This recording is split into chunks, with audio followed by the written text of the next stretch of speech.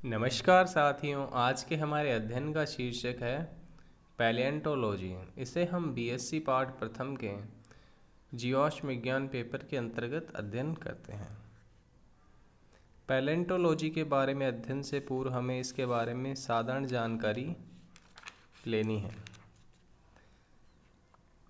पुराजैविकी किसे कहते हैं?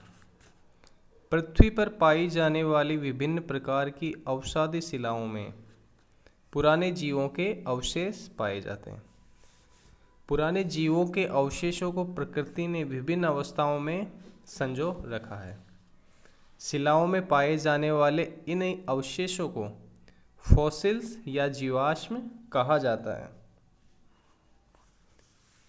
और जो जीवाश्म होते हैं वो सेडिमेंट्री रॉक्स में मुख्यतः पाए जाते हैं। आग्नेय और कायांतरित चट्टानों में नहीं पाए जाते हैं या रेयरली प्रिजर्व्ड होते हैं। प्राणियों तथा वनस्पतियों के यह अवशेष भूमि की दृष्टि से पुरातन होने चाहिए।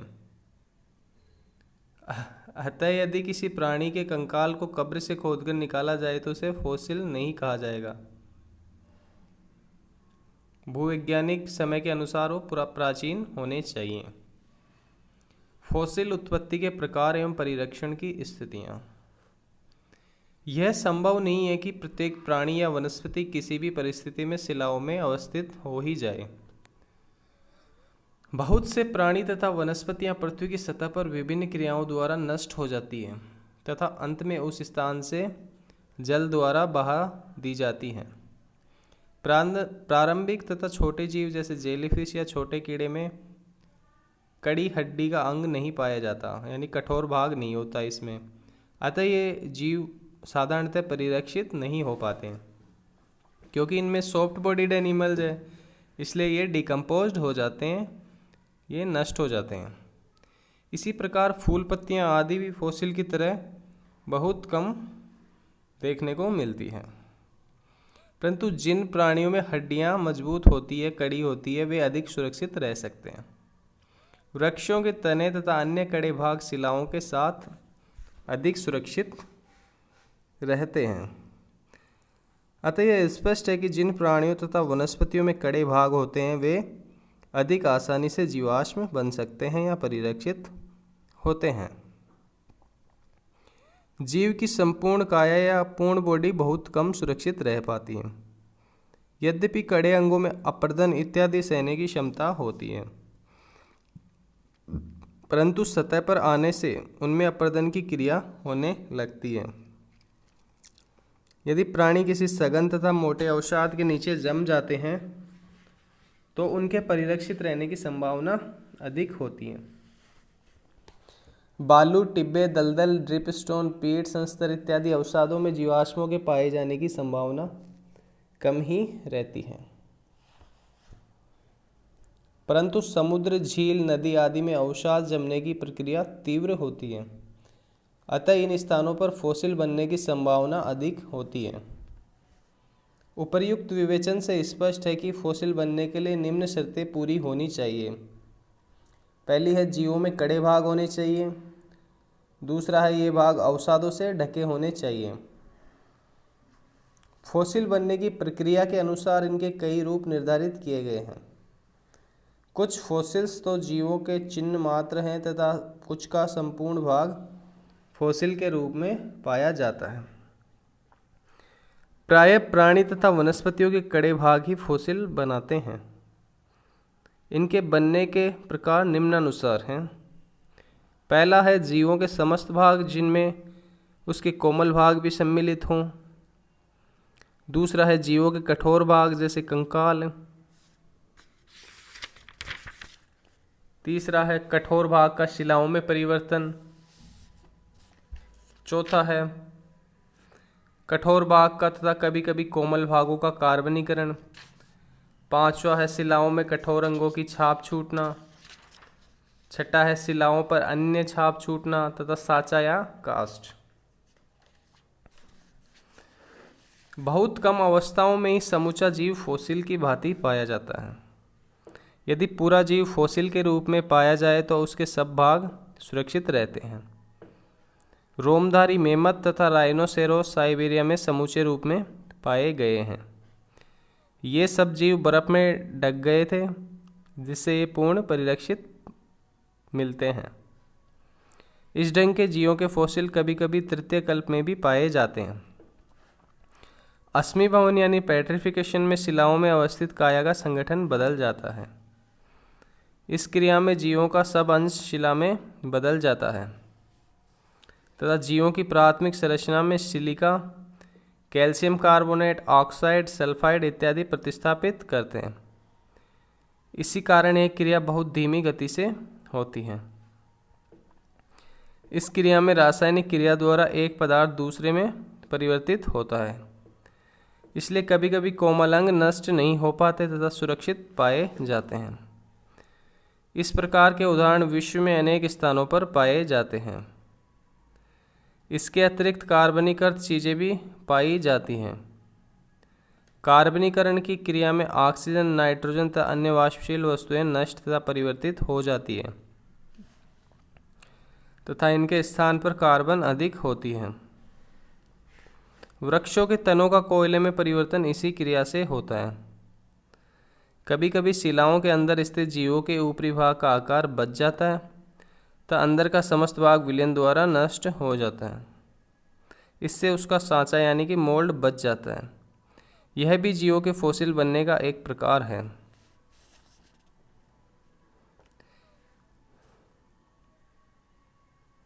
कभी कभी बीच में हटे हुए भाग में अन्य द्रव इन्हीं रासायनिक प्रक्रियाओं द्वारा भर जाते हैं। इस प्रकार की भरी हुई अवस्था को कास्ट कहा जाता है। इससे यह स्पष्ट है कि काष्ठ निर्माण तथा अश्मीभवन में अंतर है। काष्ठ में ऊपर का भाग ठीक उसी प्रकार स्थित है, जबकि अश्मीभवन में समस्त भाग रासायनिक क्रिया द्वारा बदल दिया जाता है। जिन जीवों तथा वनस्पतियों में कठोर अंग नहीं पाए जाते हैं, उनकी कभी कभी शिलाओं पर छाप छूट जाती है। मिट्टियों में पत्तियों के छाप तथा इसी प्रकार के अन्य छाप इसके उदाहरण हैं।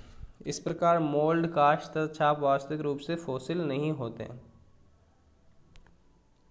फॉसिल अध्ययन से अनेक बातों की जानकारी मिलती है, जिनमें से कुछ इस प्रकार से हैं। जीवों के विकास तथा भूमि की अतीत में वनस्पतियों और प्राणियों के वितरण तथा स्थानांतरण का ज्ञान होता है। शिला संस्तरों का कालानुक्रम निर्धारित होता है तथा किसी क्षेत्र में शिला संस्तरों के क्रम का ज्ञान होता है। तीसरा है, किसी क्षेत्र में शिला संस्तरों को अन्य क्षेत्र के शिला संस्तरों से सहसंबंधित किया जा सकता है। चौथा है, पूरा भौगोलिक अवस्थाओं का ज्ञान होता है। जीवाश्मों के अध्ययन से ये सारे लाभ होते हैं। पैलियोक्लाइमेट यानी कि पूरा जलवायु का ज्ञान होता है। छठा है, कोयला तथा पेट्रोलियम के नए भंडारों का पता चलता है। कोल और पेट्रोलियम डिपॉजिट्स भी खोजे जाते हैं इन जीवाश्मों के अध्ययन के द्वारा। भूमि की अतीत में जल और स्थल की स्थिति अर्थात पूरा भौगोलिक स्थिति ज्ञात करने के पूरा चुंबकत्व जैसे प्रमुख आधारों में भी फॉसिल विशेष महत्व के हैं। उदाहरण स्वरूप ग्लोसोप्टेरिस प्लांट फॉसिल ऑस्ट्रेलिया, भारत, दक्षिण अफ्रीका एवं दक्षिण अमेरिका के प्रमुख कार्बनी सेलों में पाया जाता है। अतः संभवतः ये वर्तमान महाद्वीप उस काल में संयुक्त रहे होंगे या स्थल संयोजकों द्वारा संबंधित रहे होंगे। इस प्रकार पूरा भूगोल निर्धारण के लिए फॉसिल प्रमुख आधार है। इसी प्रकार जीवाश्मों की सहायता से जीवों के उद्भव, स्थल और वितरण का ज्ञान होता है। उदाहरणार्थ, घोड़ों के जीवाश्मों के अध्ययन से पता चलता है कि सर्वप्रथम में अमेरिका में उत्पन्न हुए और कालांतर में मध्य एशिया में आए। अंततः वे स्वयं अमेरिका में विलुप्त हो गए। वस्तुतः उनका वहाँ पुनः प्रवेश मानव द्वारा हुआ है। ठीक इसी प्रकार अध्ययन के आधार पर जीवों के विकास की गति का पता लगाया जा सकता है।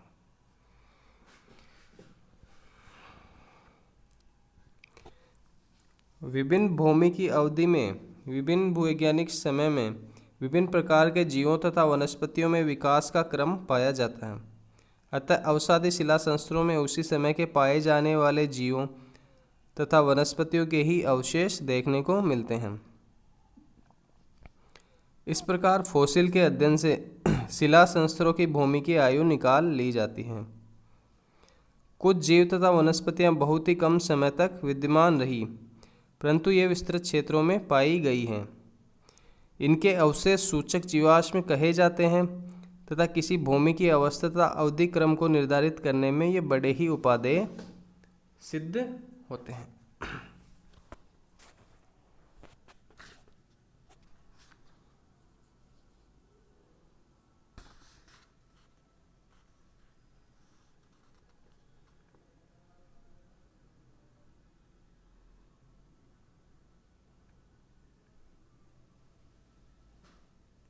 वस्तुतः प्रत्येक अवशेष से उस शिला संस्तर के काल का ज्ञान होता है। जैसे ट्राइलोबाइट निश्चित रूप से पैलियोजोइक महाकल्प के शैलों में पाया जाता है, जबकि अमोनाइटिस मध्यजीवी महाकल्प के शैलों में पाए जाते हैं। सरीसृप मध्यजीवी महाकल्प के सूचक हैं तथा नवजीवी शैलों में स्तनधारियों के जीवाश्म अधिक पाए जाते हैं। शिला की अवधि ज्ञात हो जाने के बाद उस क्षेत्र में उनका क्रम निर्धारित किया जाता है। दो क्षेत्रों में पाए गए अवशेषों के अध्ययन से उनके क्रम की तुलनात्मक स्थिति पता चलती है। इस प्रकार फॉसिल से इस प्रकार के अध्ययन में विशेष सहायता मिलती है। पृथ्वी पर पाए जाने वाले जीवों तथा वनस्पतियों और जल में पाए जाने वाले जीवों तथा वनस्पतियों में अंतर पाया जाता है। साथ ही स्वच्छ जल तथा झीलों के गंदे जल में पाए जाने वाले जीवों तथा वनस्पतियों में भी अंतर पाया जाता है। अतः यह स्पष्ट है कि अवशेषों के अध्ययन से झील, नदी, लवण जल, समुद्र आदि की स्थितियों का भी पता लगाया जा सकता है। सागरीय अवशेष से यह पता लगता है कि उस अवधि में उस स्थान पर सागर विद्यमान थे। इस प्रकार पृथ्वी पर भूमि की अवस्था में जल तथा स्थल का निर्माण तथा इनके वितरण का भी ज्ञान होता है। उदाहरणार्थ जीवाश्मों के अध्ययन से यह स्पष्ट हो गया है कि हिमालय के स्थान पर पूर्व तृतीय काल में एक सागर था जिसे टेथिस कहते हैं। यह स्पष्ट है कि किसी स्थान पर पाए जाने वाले जीव तथा वनस्पतियां उस स्थान की जलवायु पर ही निर्भर करती हैं। इस प्रकार जिन शस्त्रों में ये जीव अवशेष पाए जाते हैं उनके द्वारा उस समय की जलवायु का भी ज्ञान हमें होता है। इस जैविकी अध्ययन से यह स्पष्ट हो गया है कि भारत में ठंड बहुत तेज होती थी तथा मध्यजीवी क्रम में गर्म तथा सर्द दोनों प्रकार की जलवायु व्याप्त थी। विभिन्न देशों में कोयला औषधि संस्तरों में ऊपरी पुराजीवी क्रम में पाया जाता है। इसके अतिरिक्त तृतीय में भी कुछ अवशेष पाए जाते हैं। पेट्रोलियम तृतीय क्रम में पाया जाता है। कोयला तथा पेट्रोलियम के अवसादी शिलाओं में इसका निर्धारण किया जाता है। इस प्रकार पुराजैविकी एक महान विज्ञान है जिससे पुराने प्राणी तथा पुरानी वनस्पति दोनों का अध्ययन हम करते हैं। इसलिए इसे दो भागों में बांटा गया है, पुरा प्राणी तथा पुरा वनस्पति। इसके अध्ययन के लिए निश्चित भौमिकी कालानुक्रम निर्धारित किया गया है।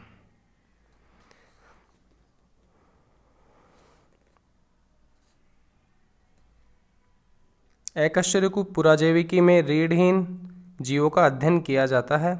इनको कई भागों में बांटा गया है। पहला है प्रोटोजोआ, दूसरा है पोरीफेरा, तीसरा है सिलेंट्राटा, चौथा है एकाइनोडर्मेटा, पांचवा है एनिलिडा, छठा है ब्रायोजोआ, सातवां है ब्रेकियोपोडा, आठवां है मोलस्का, नौवां है आर्थ्रोपोडा, 10वां है मैकोडेटा। इनमें प्रत्येक को फाइलम कहा जाता है। फाइलम के भी कई भाग होते हैं। इसके आगे हम नेक्स्ट अध्याय में फोरामिनिफेरा का अध्ययन करेंगे जो कि फाइलम प्रोटोजोआ के अंतर्गत आता है। क्लास जिम्नोमिक्सा होती है और ऑर्डर फोरामिनिफेरा होता है। इसे हम नेक्स्ट अध्याय में देखेंगे।